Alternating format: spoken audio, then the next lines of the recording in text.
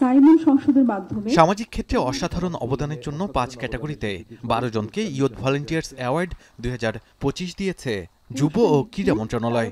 সোমবার সকালে রাজধানীর তেজগাঁওয়ে প্রধান উপদেষ্টার কার্যালয়ে পুরস্কার তুলে দেন প্রধান উপদেষ্টা ডক্টর মোহাম্মদ ইউনূস।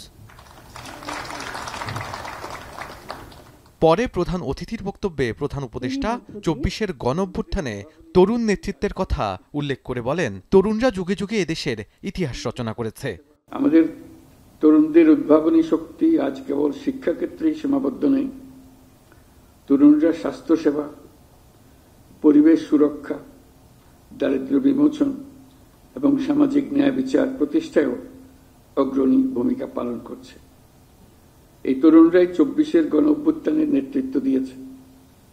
তরুণরাই যুগে যুগে দেশের ইতিহাস রচনা করেছে।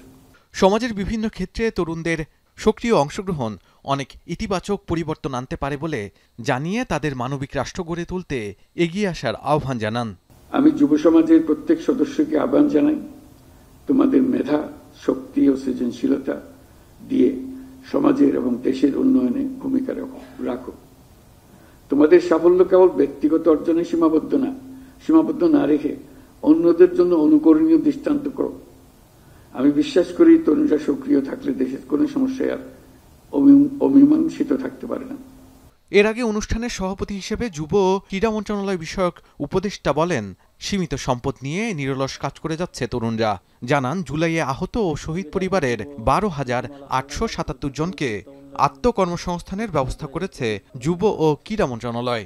জুলাই গণঅভ্যুত্থানে আহত ও শহীদ পরিবারের সদস্যদের আত্মকর্মসংস্থান সৃষ্টির লক্ষ্যে একটি বিশেষ প্রকল্প হাতে নেওয়া হয়েছে, যার মাধ্যমে 12,877 জনকে প্রশিক্ষণ ও আত্মকর্মসংস্থান সৃষ্টিতে সহযোগিতা প্রদান করা হবে।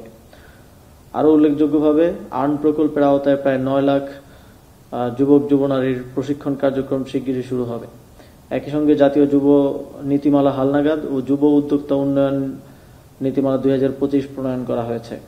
যুব কল্যাণ তহবিল আইন 2016 অনুযায়ী সামাজিক ক্ষেত্রে অবদানের জন্য 5টি ক্যাটাগরিতে এবার 12 জনকে ইয়ুথ ভলান্টিয়ার্স অ্যাওয়ার্ড দেওয়া হয়। পুরস্কারপ্রাপ্তরা নগদ 1 লাখ টাকা, একটি সম্মাননা ক্রেস্ট এবং একটি সনদ পান। কর্মসংস্থান সৃষ্টির পাশাপাশি মাদকের বিরুদ্ধে শাহাদাত আফরোজ, এখন, ঢাকা। এবারে